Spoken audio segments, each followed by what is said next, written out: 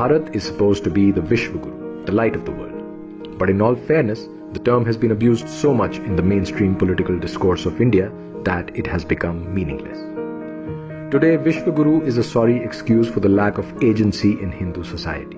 As Hindus find their feet after centuries of colonization, they are forced by circumstances to face the consequences of the mass murder and cultural genocide unleashed on them through multiple waves of colonization.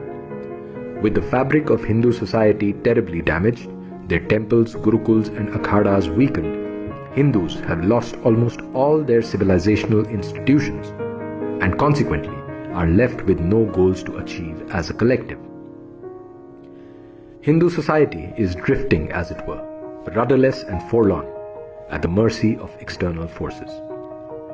Thus, Vishwaguru has turned into a wishful fantasy of moral superiority of Hindus that is in need of validation from other peoples, who ironically see Hinduism as nothing more than primitive superstition.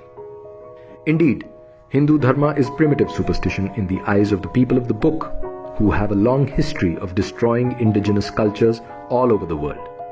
They had a humiliating term for these indigenous people, pagan. Originally, pagan referred to a civilian as opposed to a soldier.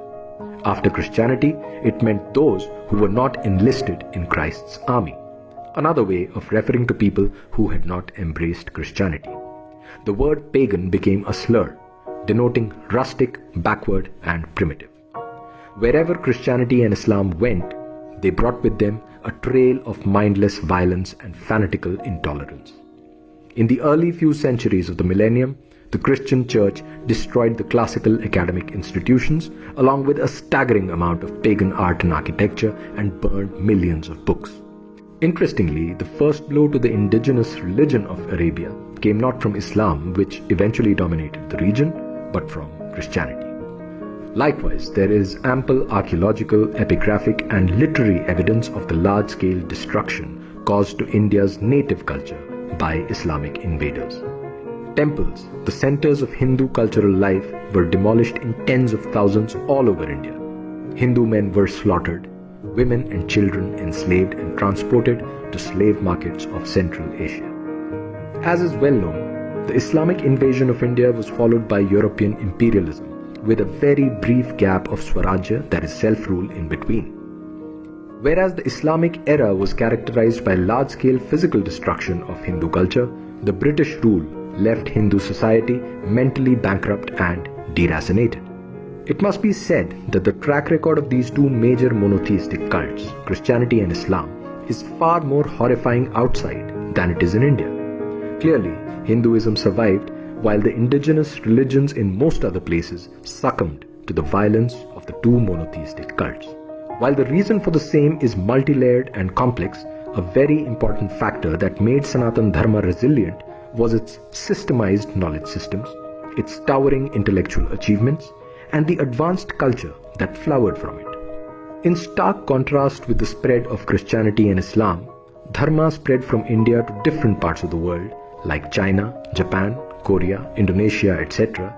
And rather than destroying their native cultures, it elevated them and allowed them to flourish, while assimilating the local deities in the dharmic pantheon and honoring their sacred geography. On the contrary, the same nations have lost their unique cultural identity under the dominance of the Abrahamic religions and Western civilization.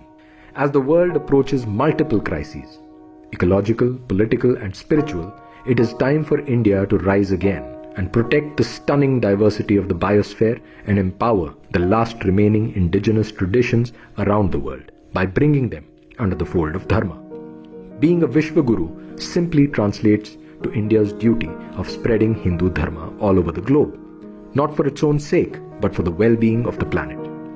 Dharma must rise to end the tyranny of the fanatical cults that are intent on destroying languages, cultures and biodiversity on the earth. Vishwaguru is not a wishful fantasy. It is a call to action. In Sri Aurobindo's words, when therefore it is said that India shall rise, it is the Sanatan Dharma that shall be great.